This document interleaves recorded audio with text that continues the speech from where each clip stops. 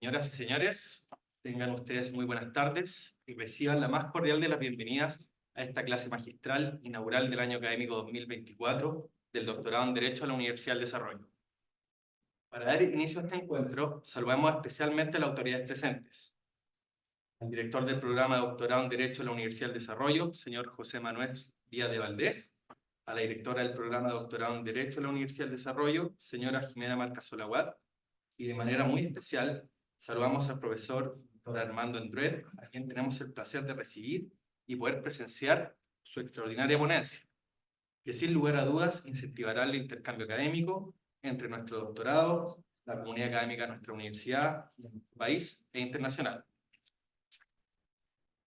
En primer lugar, tenemos las palabras del director del programa de doctorado en Derecho, señor José Manuel Díaz de Valdés.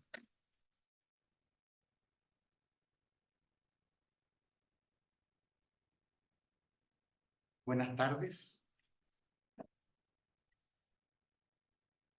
Profesor André, estimados miembros del claustro, profesores, invitados, alumnos, amigos presentes.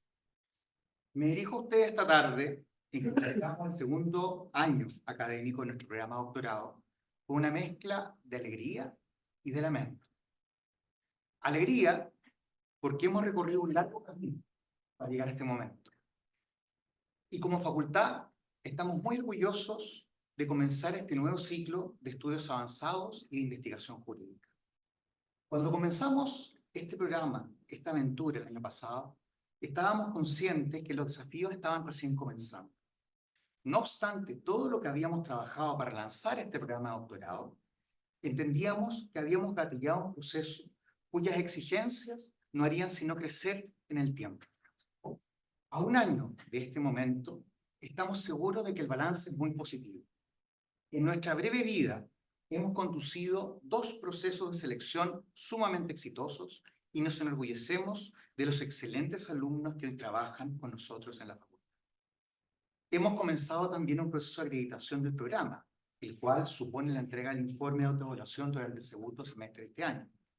Nuestro claustro se ha extendido, incorporando a los doctores Nicolás Centeicha Rosales y Stelios Andreakis. Nuestra infraestructura también ha crecido, logrando albergar cómodamente un número creciente de alumnos. Nuestros vínculos internacionales se han desarrollado y hemos recibido la visita de profesores y alumnos de variadas latitudes, trabajando en los temas más diversos. Pero tal desafío, dentro de nuestro año, si bien ha sido grande, la verdad es que ha sido relativamente menor si uno compara con la gran tarea que nos hemos impuesto de poder tener un doctorado que sea individualizado. Y eso es lo que nos hace realmente distintos a todos los doctorados quizás que hay, ¿cierto?, en nuestro país. La individualización. Ello supone un gran esfuerzo, supone muchas clases que son 1 a 1. Y eso para un programa pequeño como el nuestro es un tremendo desafío. Pero no cejaremos en ese desafío, porque creemos firmemente que la potencialidad de nuestros alumnos florece en forma mucho más intensa y provechosa cuando se le otorga una atención individual. No obstante todo lo anterior, toda esta alegría, hoy también es un día de lamento. La Facultad de Derecho es un solo cuerpo, y hoy está de luto cruel. 2 de nuestras alumnas de pregrado han fallecido en un accidente de tráfico durante el fin de semana. Su lugar en nuestra facultad es irreemplazable, y hoy, como comunidad, lloramos su partida. Con esta pena en el alma, seguiremos adelante. No porque las instituciones sean más importantes que las personas, tampoco porque el show deba continuar, sino porque es lo que somos. Como una comunidad de profesores y alumnos unidos en torno a la persecución del conocimiento, no podemos bajar los brazos, sino ser fieles a nuestra naturaleza, a nuestra misión. Así, con todo lo vivido este año, con alegría y con lamento, declaro inaugurado el año académico del programa de doctorado de la Universidad del Desarrollo 2024. Muchas gracias.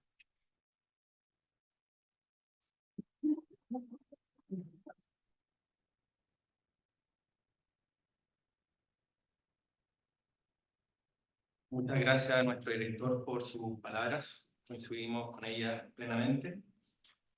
Bueno, continuando con el programa, me corresponde presentar la ponencia inaugural del año académico 2024 de nuestro programa de doctorado. En esta oportunidad está a cargo de un destacado académico, profesor doctor emérito de la Universidad Católica de Córdoba, señor Armando Andruet. Armando Andruet es abogado y doctor emérito en Derecho de la Universidad Católica de Córdoba. En su vasta trayectoria ha sido profesor de Ética y Filosofía, Bioética, Ética Judicial, entre otras materias. Actualmente es profesor titular de Historia de la Medicina en la Facultad de Medicina de la Universidad Nacional de Villa María y profesor titular de Ética y Filosofía de la Educación en la Universidad Nacional de Córdoba. Además, es miembro de NUMED y presidente de la Academia Nacional de Derecho y Ciencias Sociales de Córdoba, director internacional de la Cátedra de Ética Judicial de la Escuela Nacional de la Judicatura del Poder Judicial de República Dominicana, coordinador general del Centro de Perfeccionamiento Ricardo Núñez del Poder Judicial de la Provincia de Córdoba, presidente del Tribunal de Ética Judicial del Poder Judicial de la Provincia de Córdoba. Es también autor de 22 libros propios, capítulos de libros, cientos de trabajos académicos publicados en revistas nacionales e internacionales. Por todo esto y lo demás, a continuación, lo dejo con el profesor Andruet, cuya ponencia inaugural se titula Escenarios utópicos o distópicos en perspectiva digital. La dialéctica del ser humano mejorado al artefacto humanizado. Por favor, profesor Andruet. Todo suyo.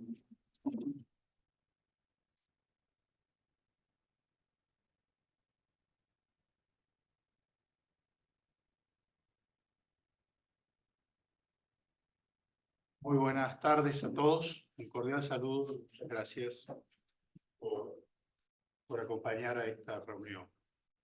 Primero, mi saludo de agradecimiento a la Universidad del Desarrollo y en especial aquí al señor director del programa de doctorado, al doctor José Manuel Díaz, y a su subdirectora, a la doctora Ximena Marcasolo.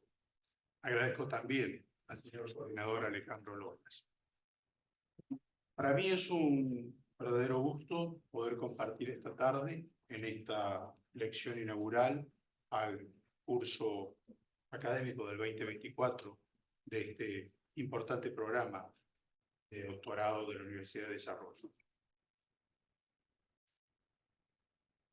Tal como se acaba de señalar, voy a hacer una ponencia que indudablemente habilitará espacios de reflexión ulteriores y dejaré un texto escrito para que pueda ser comprendido con todo su aparato crítico, que pueda ser de utilidad.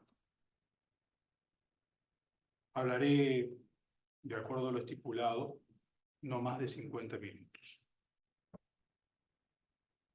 Sean mis primeras palabras teñidas de una posible frustración a un auditorio altamente calificado.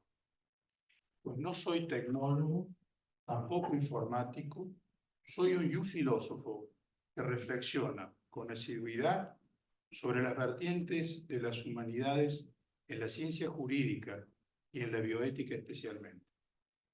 Este ensayo que habré de compartir navega en el proceloso mar de lo que ha terminado por nombrarse muy plásticamente como la cuestión de las humanidades digitales.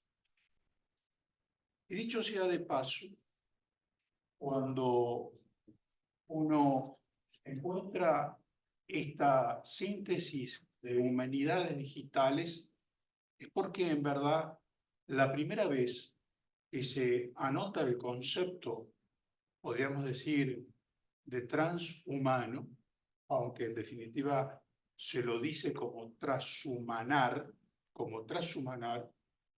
está en una obra, precisamente, en una obra clásica del Renacimiento, como es la Divina Comedia.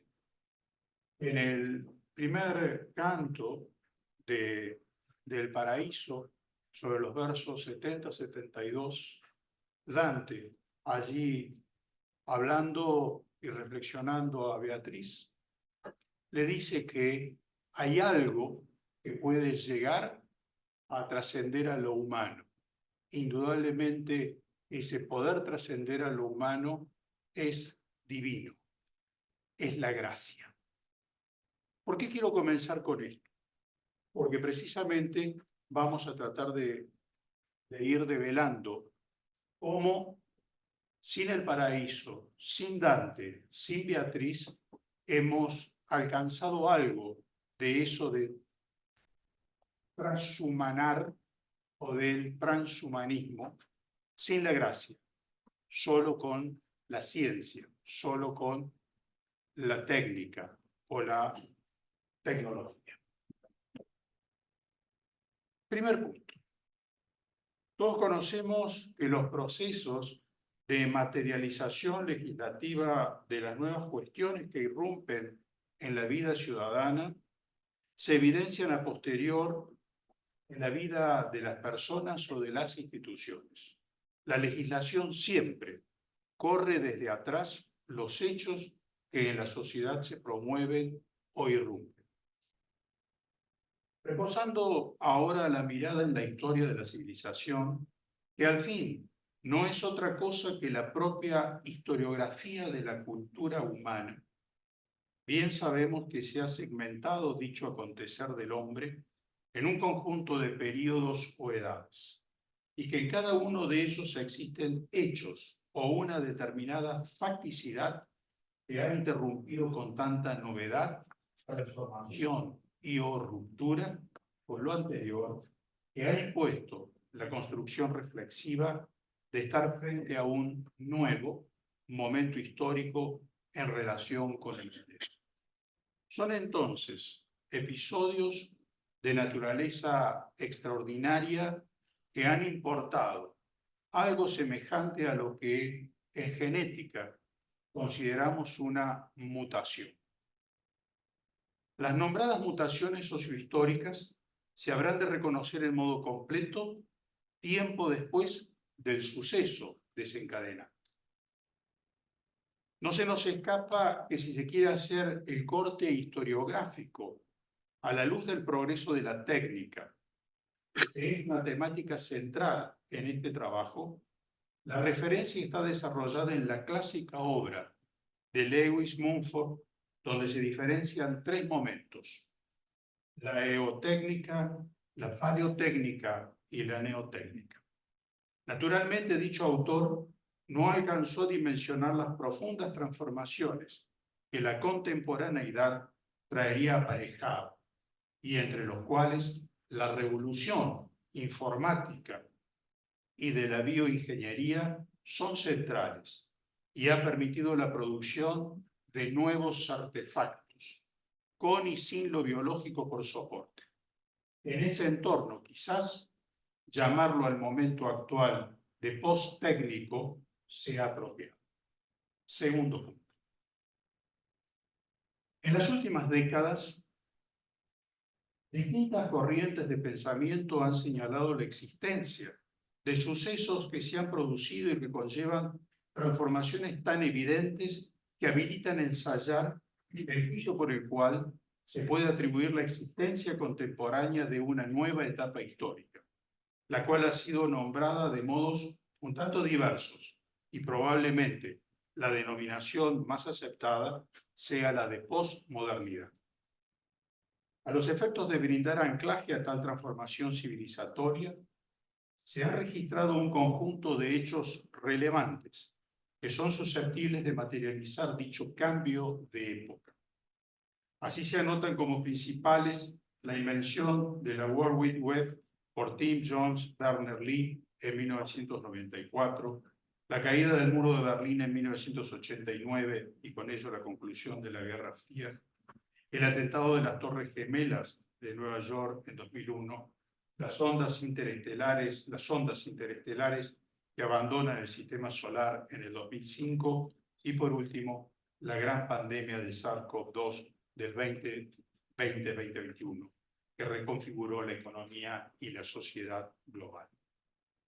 Entre los diferentes autores se puede mencionar en un lugar de relevancia a David Bohm, que quizás fue quien mejor realizó en el año 1994 una contribución a ella, reflejada en su libro intitulado Postmodernidad, en el cual relata hechos y sucesos junto con construcciones sociopolíticas e institucionales que avalan su tesis del cambio de época, y para lo cual indica como variables reconocibles el abandono de las ideas de la objetividad, universalidad, verdad y racionalidad, típicas de la Ilustración y que es lo que se está superando con la posmodernidad.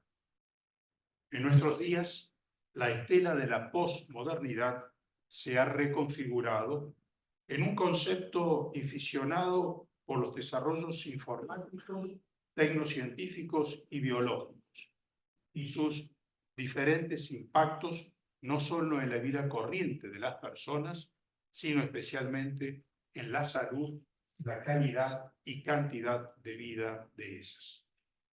También otro registro de la posmodernidad que se ha acentuado se vincula con la progresiva pérdida de distinción entre ciencia y técnica.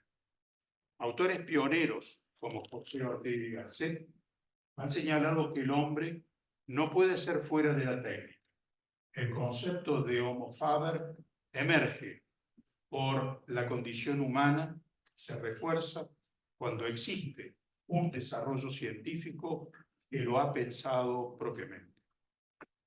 Es connatural al humano el ser un hombre técnico, en tanto que utiliza medios para resolver los problemas que de toda índole se le presentan. El hombre del Paleolítico tenía que resolver la generación de instrumentos para la caza de animales. El hombre del siglo XXI intenta resolver cómo dotar de mayores capacidades a su misma inteligencia, lo que ejecuta mediante la generación, entre otras realizaciones, de inteligencias artificiales. Y bajo dicho ideario, puede promover una realización insospechada de espacios de artefactualidad y que se habrán de disponer en cosas, esto es, objetos y en categorías especiales de no cosas, que propiamente no son meros entes del mundo objetual, pero tampoco pueden ser considerados humanos, aunque en ellos puedan existir realizaciones vivas. Los desarrollos de la técnica en nuestros días postmodernos han estado anclados en la confusión epistémica, donde la propia ciencia, como disciplina básica o pura, ha desaparecido, y ello necesita, para continuar siendo ciencia, de la técnica para poder proseguir construyendo la teoría. Esto es, una síntesis evidente entre ciencia y técnica, tornándose una cohabitación difícil de escindirla en la realidad y solo posible de hacerlo en términos teóricos. Así es como la técnica impone una suerte de gobierno sobre la misma ciencia y con ello la aparición de la tecnociencia, que por la misma dinámica de poder tenderá a convertirse en tecnocracia. Nuestra contemporaneidad nos ha impuesto el aprender a vivir en un hábitat algorítmicamente dispuesto y, por lo tanto, con una notable dependencia de los desarrollos de las inteligencias artificiales que van reconfigurándose, que se orientan a un desarrollo final de la inteligencia artificial general que resultará ser el seno de tales desarrollos computacionales, habilitando así momentos de grandes transformaciones, resumidas todas ellas en el concepto difuso y protoplástico de la singularidad tecnológica y sobre la cual volveremos al final. Todo este conjunto de realizaciones existenciales y materiales que la contemporaneidad ofrece como modelo que impregna la realidad, vienen a reconfigurar las tesis de la posmodernidad en una dimensión específica y que se habrá de consolidar bajo el sintagma de poshumanismo. Explica el profesor Vittorio Posetti, comillas, poshumano alude al empleo de las nuevas tecnologías para conseguir superar los límites físicos y psíquicos del hombre hasta el punto de configurar una evolución hacia una especie humana tan perfeccionada que ya no posea las características que la tradición atribuye al hombre. Recurriendo a la tecnología, el sujeto se haría poshumano y consideraría el humanismo como un patrimonio concluido. Hasta allí la cita. Las tesis que definen el concepto de poshumanismo son muy diversas, a veces contradictorias entre sí, aunque coinciden en una cierta idea común, como es la generación del discurso y construcción de su pensamiento como una realización ulterior a un proceso deconstructivo, y acerca del cual autores como Gilles Deleuze han formalizado como el modo de pensar auténticamente postmoderno. Las proposiciones filosóficas del posthumanismo son las que corresponden con los colectivos intelectuales ligados a corrientes ecologistas, ambientalistas y también feministas.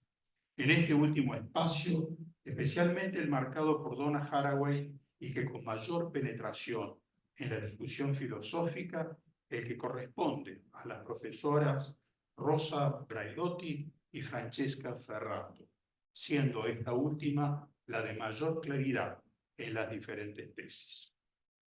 Corresponde apuntar que los temas del pensamiento filosófico del posthumanismo también han tenido acogida en la ciencia jurídica, aunque no claramente denunciado bajo dicha denominación, sino mediante diversos desarrollos de biotecnología y especialmente debe señalarse en dicha esfera el ensanchamiento notable en materia judicial y legal de lo que en sentido amplio conocemos como la autonomía de las personas.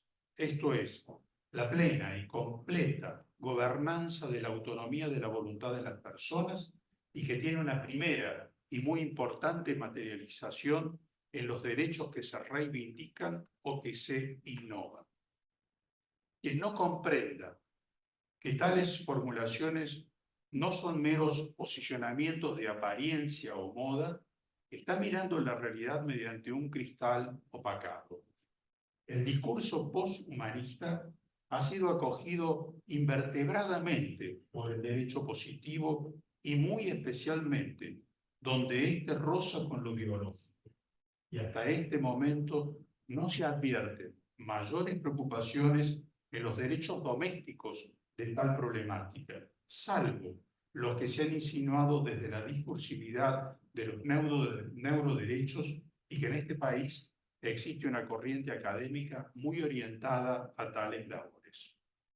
En el orden internacional, la reciente aprobada Ley de Inteligencia Artificial por el Parlamento Europeo habilita un corredor atractivo para el mundo legal y que será muy probablemente el último y único valladar válido para la orientación respectiva, puesto que la recomendación ética sobre inteligencia artificial de UNESCO del 2019 no tendrá una mejor suerte que la experimentada por la Declaración Universal de Bioética y Derechos Humanos del año 2005, también de UNESCO. Huelga decir que los sistemas jurídicos que han sido pensados para un mundo analógico de personas humanas y tal modo de vivir es justamente el que se encuentra en crisis, y por ello también los principios jurídicos que los sostienen. En dicho contexto de entornos jurídicos legales, se advierte asociada la idea del poshumanismo con las tesis de transhumanismo, resultando de esta última la capacidad de la persona de disponer sobre su propio cuerpo respecto a realizaciones que confluyan al mejoramiento humano no requerido terapéuticamente, sino solo como perfeccionamiento. En este orden, no se nos escapa que será parte del desafío futuro de los sistemas jurídicos, conocer la manera en que habrán de ser asimiladas dichas instancias tan desafiantes que como tal habrán de relacionar la vida de las personas con ciertos objetos, que si bien no tendrán vida humana, sí tendrán autonomía para tomar definiciones. Con ello nos referimos a entes autómatas, androides, máquinas pensantes, cyborg, al final de cuentas, robots. De esta manera, podemos avanzar señalando que el transhumanismo tiene una composición discursiva asociada a los desarrollos tecnológicos en orden a la naturaleza humana, antes que a la discusión filosófica de ello. Por tal razón, bien se puede reseñar indicando que el transhumanismo es facticidad, mientras que el poshumanismo es primero episteme y luego praxis. Tercer punto. El transhumanismo pone a la ciencia del derecho frente a un desafío distinto que el poshumanismo. Ya no se trata de una discusión filosófica, sino de una cuestión de facticidad. El desafío está en el modo en que se vincula el derecho como disciplina tendiente a regular las relaciones interpersonales cuando ciertas cosas adquieren una entidad que parece superar la que tienen acordadas las mismas personas. Basta recordar que el derecho se ha recostado sobre una clasificación del mundo natural, esto es, la existencia de los seres humanos, de los animales y las cosas. Los dos primeros son seres vivientes y el tercero se relaciona a entidades no vivientes, a lo que corresponde al mundo de los objetos. Tales categorías son las que hoy, a la luz del transhumanismo, han entrado en confusión, y ello se habrá de profundizar en el futuro, mediante dos líneas independientes, aunque con buena cantidad de puntos en común, como es, por una parte, lo que se corresponde con las llamadas tecnologías emergentes para el conocimiento humano, conocidas bajo el acrónimo NBIC, por sus componentes disciplinarios, esto es, N de nanotecnología, B alta de biogenética, I de informática y I de ciencias cognitivas. Y por otro lado, perdón, C de ciencias cognitivas. Y por otro lado, lo que corresponde al desarrollo de la inteligencia artificial de las máquinas, que habrán de generar la presencia de una nueva categoría de objetos, como es la de los objetos que son no cosas, y que se habrá de instalar a futuro en la base central del post-humano.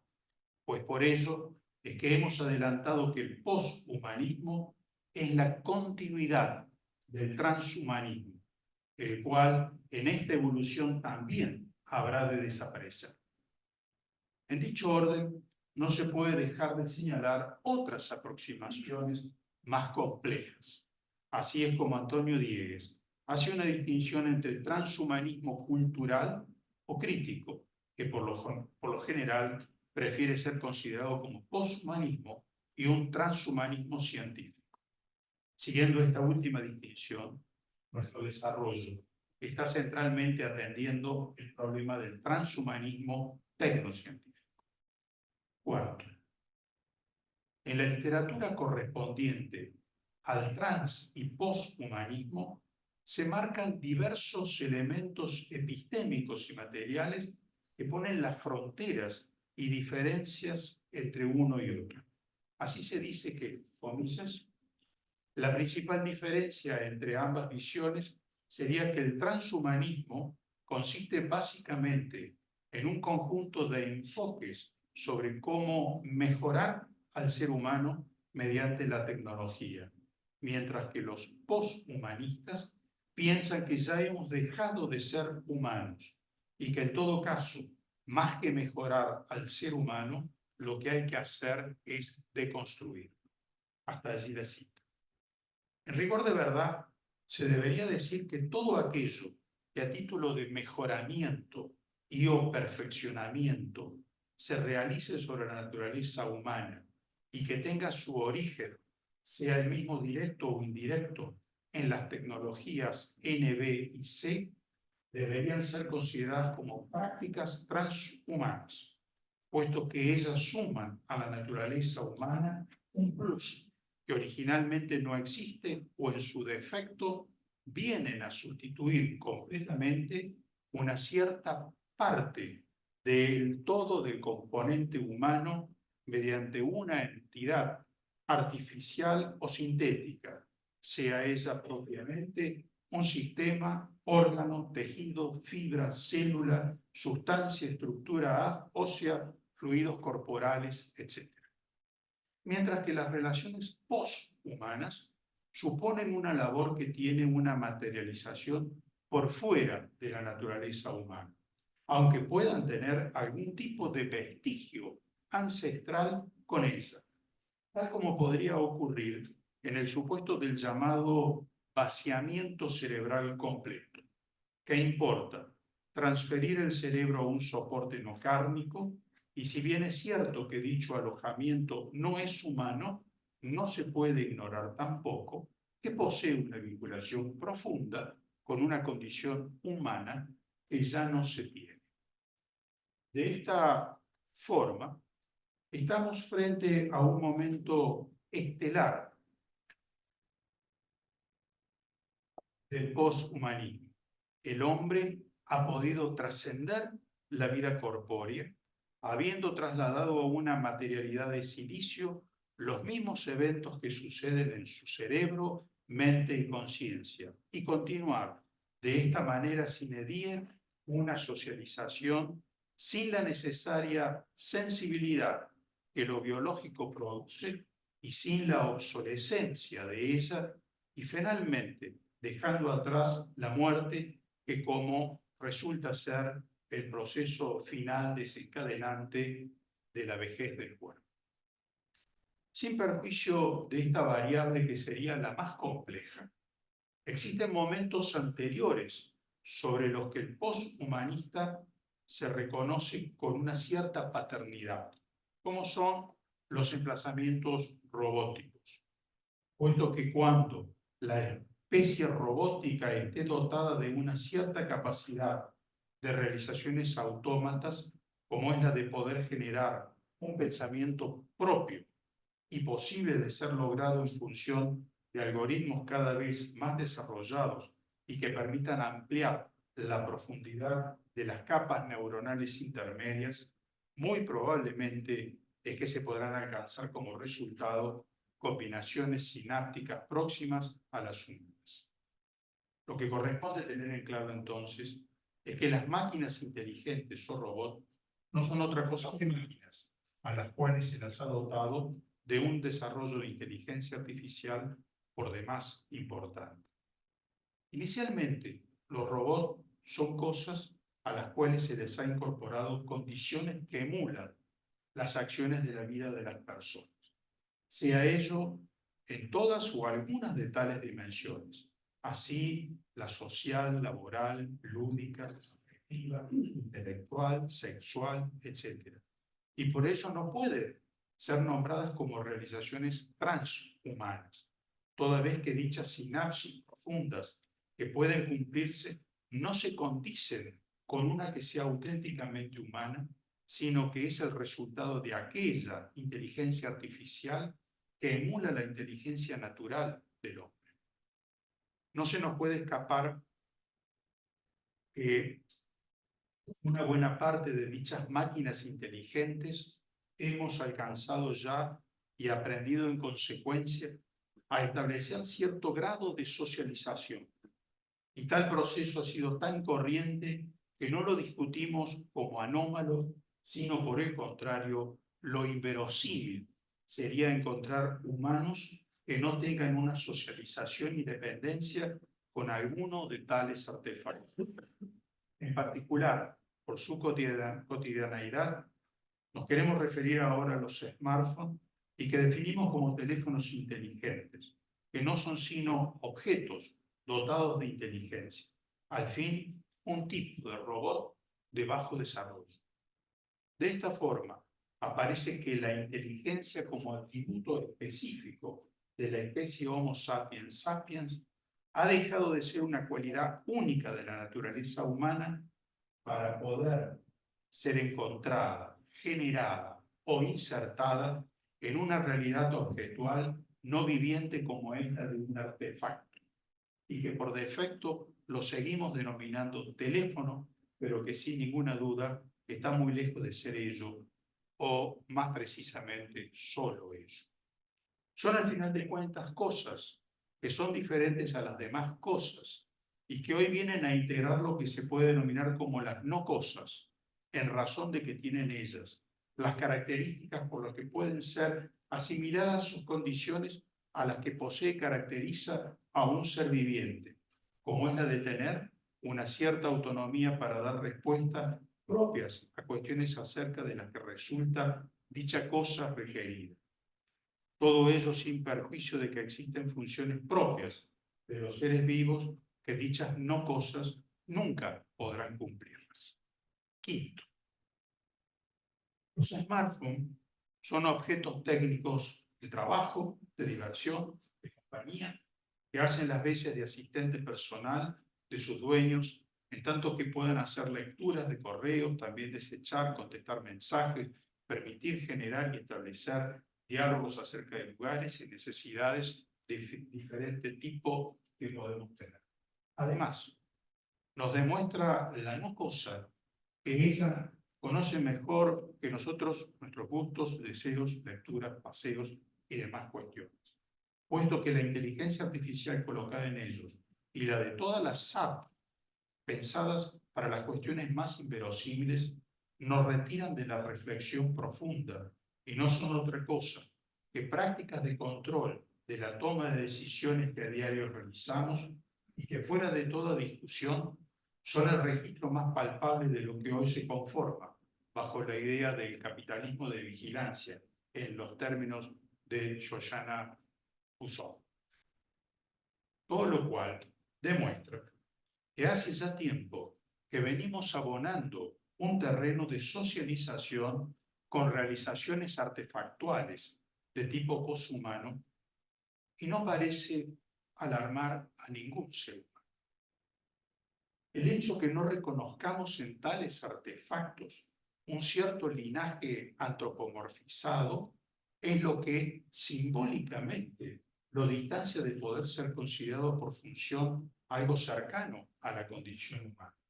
Sin embargo, no ha impedido que la relación que para muchos humanos se establece con la pequeña caja rectangular de unos pocos centímetros que desplazamos con nosotros a todo lugar y durante todo el tiempo, sea la de contar con un compañero, asistente, confidente, o como se quiera atribuir a tal fenómeno de tan extraña naturaleza. Solo queremos traer incidentalmente a este respecto una reflexión algo más atenta y no solo utópica, como es la presentación o la presentada en el film del 2013 de Spike Jonze. Ello nos lleva a considerar que es posiblemente este el primer supuesto donde la naturaleza humana se deja gobernar por un objeto y también una cosa, y que no es aquel otro objeto por el cual accedemos a otros tantos y que se define bajo el concepto de dinero. Un smartphone no es dinero, cuesta dinero, pero sin embargo ha cumplido la función de domesticar al humano, tal como lo hace el dinero, y lo ha demostrado para hacerse cargo de una buena parte de las acciones que el hombre antes realizaba y ahora ha transferido a dicha no cosa. Byung-Chul Han indica que nos encontramos en la antesala de lo que puede ocurrir, esto es, la manera en que nuestras vidas habrán de quedar rodeadas de un mundo artefactual de condiciones posthumanas. Nombrar a dichas entidades como de posthumanas es correcto. Sin embargo, no se puede desconocer la mayor dificultad que se presenta para comprender la acción dominante que genera sobre la naturaleza humana por su falta de fisonomía antropomórfica, lo cual sería menos complejo de admitir si acaso fenomenológicamente, pareciera un humano, tal como resulta en la propuesta fílmica Ex Machina 2014 de Alex Garland, y que parece superar el forzamiento que en el anterior film que nombramos para muchos existía. En este orden corresponde también señalar esta otra dimensión que es igualmente válida para el concepto de poshumano y que aplica para cuando la máquina es dotada de elementos, acciones, comportamientos que son los propios y adecuados a la naturaleza humana corriente. En tales acciones se efectúa una hibridación en tales naturalezas no humanas de composiciones humanas que poseen suficiente potencialidad que les permite por ellas pasar a tener dichas no cosas semejanzas notables con modos, condiciones y realizaciones que hacen a la especificidad de la naturaleza humana. Vale repetir entonces que la hibridación debe ser una de tal entidad que delate que el aporte de humanidad a la no cosa sea significativo y no una cuestión secundaria. Más como dicha adquisición de supuesta humanidad es producida por una acción tecnológica que cohabita en dicho conglomerado no kármico, sino en una tal cosa es que ella deba ser considerada de naturaleza poshumana.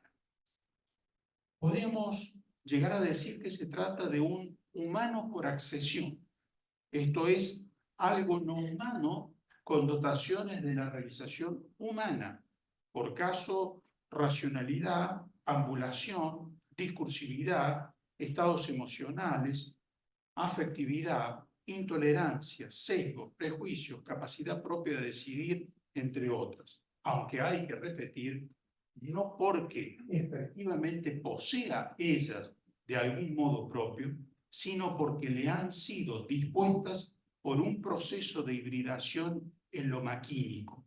Se trata sin duda de una no cosa que aspira a ser lo más semejante a un hombre, pero sin embargo nunca lo sea. En cambio, en la naturaleza transhumana, partimos de un hombre auténtico, a quien se le anexan o sustituyen partes, elementos, compuestos orgánicos, etc., por otros sintéticos y o artificiales. Y por ello, sin perder su constitutivo de lo humano, tiene transformaciones en esa misma condición natural primigenia, y con dichas alternativas, en sentido riguroso que ha sufrido, ha logrado un mejoramiento en algunos casos que alcanza lo humano y en otras que sobrepasa lo humano. Y por lo tanto, en algunos supuestos estamos o estaremos hablando de transhumanos propiamente dicho, y en otros deberíamos nombrarlos como más transhumanos, para con ello poner de manifiesto que el mejoramiento que ha recibido excede a la misma naturaleza humana. De esta manera, cuando se produce una realización semejante a la hibridación, pero no ya en las no cosas, sino en los humanos, para dotarlos de mejores condiciones o de mayor perfección, se denomina mestizaje o mixturación y define conceptualmente a un transhumano en sentido lato. Bien se podría ejemplificar el supuesto señalando que si una persona que es ciega de nacimiento, mediante algún dispositivo artificial, supongamos un objeto nanotecnológico que emule el sistema visual, inserto en el lóbulo occipital de la corteza cerebral, esto es en la región posterior del cerebro, permite que esa persona logre una visión muy semejante a la natural, sería el supuesto de un transhumano propiamente dicho. Pero ¿acaso si la persona con vista corriente, pero que por ser un conductor profesional de vehículos que transitan solo por la noche, ha recibido por la nombrada vía tecnológica una mixturación de perfección en su visión nocturna hasta igualar a la que tiene a plena luz del día, resulta evidente que ello no es lo corriente en los hombres y por lo tanto, conceptualmente, su definición es la de ser un más transhumano. Sexto y último punto.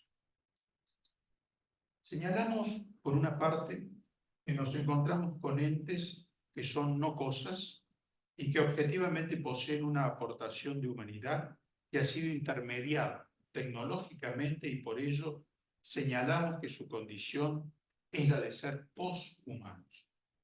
Dichos artefactos nunca han sido humanos, aunque emulan a los humanos y las acciones que a ellos resultan propias por la inteligencia artificial en ellos dispuesta, los hemos clasificado en dos especies claras, y una de ellas con dos tiempos de realización, esto es, de alto y bajo desarrollo. Así es que por una parte se encuentran las máquinas computadoras y por la otra los robots, siendo estos el desarrollo más perfeccionado de lo que en etapas anteriores hemos reconocido en los teléfonos inteligentes. Dicho artefacto, smartphone, es una naturaleza poshumana de bajo desarrollo que sin embargo ha hecho la primera avanzada de domesticación o gobernanza del ser humano. Estas tres categorías, máquinas computadoras, smartphone y robot, han dejado de ser simplemente cosas y su emulada humanidad, en mayor o menor medida antropomorfizada, radica en una composición exitosa de inteligencia artificial desarrollada y entrenada, junto a un autoaprendizaje constante que va calando con mayor profundidad en las redes neuronales y en los resultados sinápticos que se alcanzan.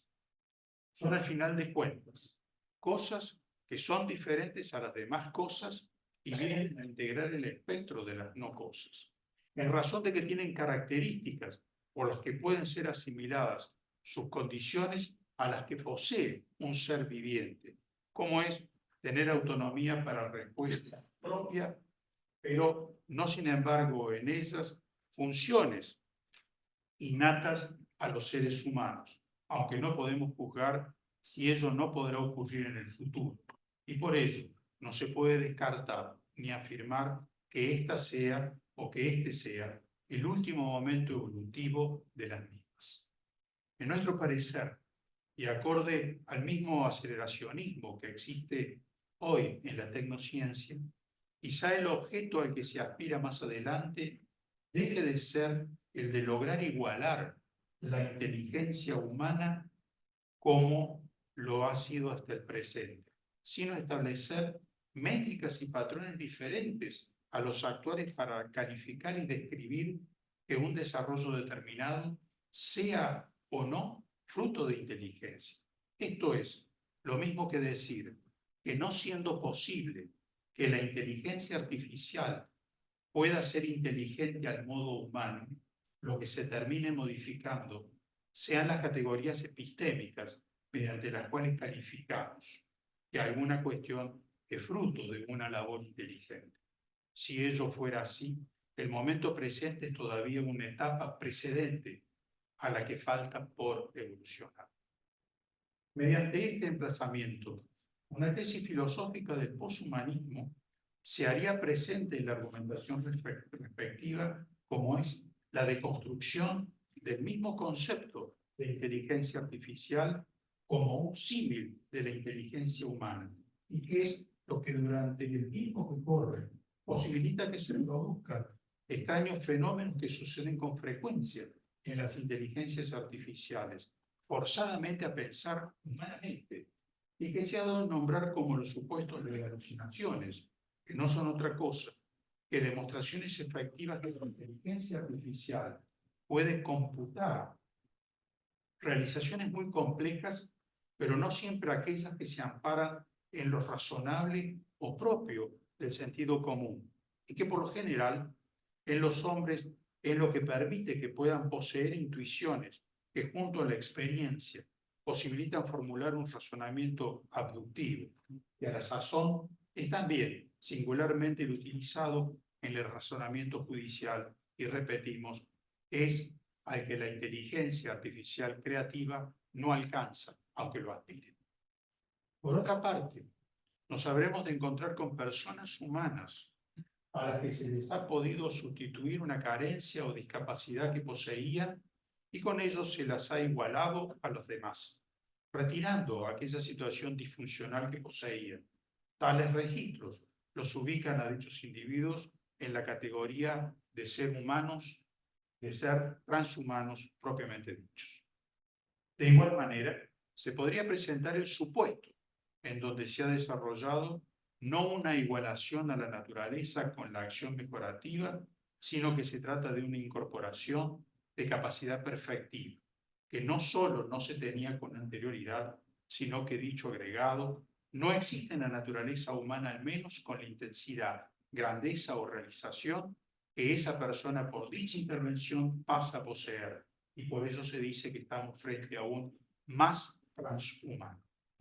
La naturaleza transhumana, por ser humana en su base, tendrá potencialmente una capacidad reproductiva asegurada, y por ello es que será perfectamente posible que algunos de los mejoramientos que se puedan cumplir sobre la naturaleza humana puedan ellos, a partir de una manipulación a nivel de células no somáticas mediante el uso del sistema del CRISPR-Cas9, editar dicho genoma y con ello, potencialmente, poder incorporar dichas mejoras a la genética de la especie humana, con las incertidumbres que ello como tal genera. Mientras que habrá otras cuestiones que podrán ser concebidas como un mejoramiento o perfeccionamiento humano singular y por lo tanto no transferible a la especie por descendencia, aún evitando células sexuales. Cabe agregar que nuestro mundo futuro cada vez será más asistido por realizaciones que son no cosas y que pronto habrán de adquirir formas fenotípicas más próximas a los seres humanos y por lo tanto habrán de replicar, copiar o imitar los modos, maneras, expresiones y pensamientos de los humanos. Y su inteligencia artificial cada vez será más abarcativa de cuestiones corrientes y no corrientes que constituyen nuestra vida humana diaria. Tal como se puede advertir, la inteligencia artificial con la cual se dota a ciertas cosas y las transforma en no cosas, no goza de un juicio unánime respecto a cuáles serán sus límites. Algunos autores señalan que la replicación humana es una construcción sintética de bien ilimitada, toda vez que el cerebro humano es el resultado de una evolución de millones de años y que el logro de la naturaleza, aún con los mejores desarrollos tecnológicos, no resulta posible de ser emulado, a lo cual se suma que hasta el tiempo presente existen eventos, funciones y realizaciones que no son comprendidas cómo es que el cerebro las realiza. A eso se podría agregar que desde los descubrimientos de Santiago Ramón y Cajal en las primeras décadas del siglo pasado, de lo que se dio en llamar la teoría neuronal, siendo ella la unidad histológica y fisiológica del sistema nervioso, hasta hace unos 20 años atrás, no se conocía mucho más del cerebro, mientras que el conocimiento que hoy se tiene del cerebro solo fue posible por la tecnología allí dispuesta, por lo que abrir un juicio acerca del desarrollo futuro de tal manera es riesgoso, tanto para lo utópico como para lo distópico. Todo lo cual, al menos impone que precautoriamente los sistemas jurídicos conformados bajo la figura de lo analógico y por ello presencial deban reconfigurar en buena medida diversos principios liminares. Por lo pronto, basta con pensar que la idea de la dignidad, que es la célula sobre la cual se construye el tejido de los derechos fundamentales, si bien es una cuestión propia de los hombres, se debería reflexionar al amparo de cuál principio habrá de corresponder a las no cosas, toda vez que la presencia del colectivo de ellas será muy importante y solo recién después que se haya definido dicho estatus, se podrá también hacer una reconfiguración de la responsabilidad de ellas.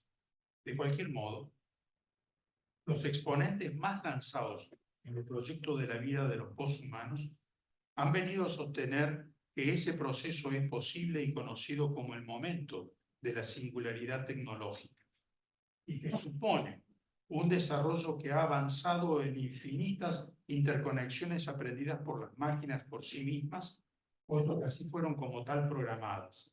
Y en ese desideratum, unas aprendiendo habilidades de otras y estableciéndose verdaderos parques posthumanos, se producirá el salto cualitativo y por el cual las nombradas no cosas alcanzarán una inteligencia artificial superior y quizás ontológicamente diferente a la misma inteligencia natural, y con ello se cumplirá el óptimo del posthumano, esto es, dejar atrás lo humano.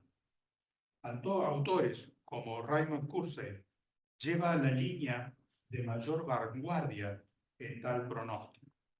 El nombrado considera que cronológicamente el momento de la singularidad tecnológica es tan próximo como sobre el año 2045, con lo cual estamos frente a una cercanía que resulta por demás inquietante. Por su parte, Nick Bostrom, quien prefiere hablar antes que de singularidad tecnológica, de la existencia de máquinas superinteligentes y que constituyen ellas, dice que el desafío más importante y sobrecogedor al que la humanidad se ha enfrentado nunca, y tanto si tenemos éxito como si fracasamos, será el último desafío que afrontaremos jamás. Hasta allí la cita. Sin perjuicio de los matices que señalan un desenlace distópico para la criatura humana, puesto que para el primero el futuro del hombre es una suerte de reconversión en subprogramas informáticos de los sistemas generales de inteligencia artificial, y para lo cual nuestras mentes estarán descargadas en dichos circuitos, mientras que el otro autor es todavía más dramático en su conclusión, puesto que considera que los ordenadores superinteligentes definirán sus propios fines, quizá decidan prescindir de la humanidad misma o la utilicen sencillamente como un recurso natural necesario. Todo lo cual, y dicho lo anterior, queremos apuntar en estos últimos párrafos que lo utópico o distópico respecto al transhumanismo y poshumanismo en realidad está por verse. Mas lo cierto, y sobre lo cual no tenemos duda alguna, es que existe, como diría Aristóteles, una evidente tensión en la cuerda del arco que ya ha disparado la flecha que busca el blanco, en el cual habrá de impactar. Que logre dicho resultado es todavía un albur no posible de ser resuelto. Sin embargo, en el recorrido que dicha flecha tenga hasta llegar al blanco o desviarse de su ruta, está en juego nada menos que la misma condición humana, que puede, interín de ello, mutar a ser otra diferente, esto es, ser digital, y allí es donde está oculto la auténtica dialéctica. Muchísimas gracias.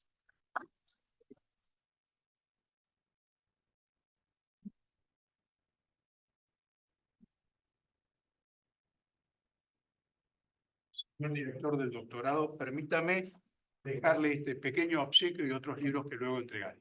Muchísimas gracias. Gracias, profesor.